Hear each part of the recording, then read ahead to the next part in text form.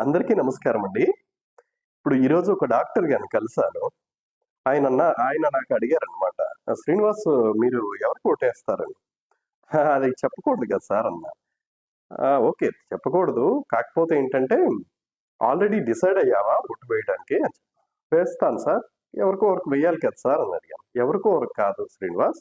నీకు నిజంగా మీ ఏరియాలో, మీ ప్రాంతాన్ని ఎవరైతే బాగా అభివృద్ధి చేయగలరు అని నీకు నమ్మకం ఉంటుందో వాళ్ళకి వెయ్యాలి. అంతే తప్ప ఎవరో అడిగితే వాళ్ళకేసేయటం కాదు.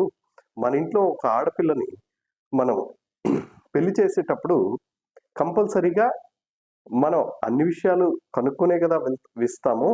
అలా కాకుండా ఎవరికి పడితే వాళ్ళకిచ్చేయలేము కదా! అనేసి ఆయన నాతో చాలా చక్కగా వాస్తవం కూడా అది.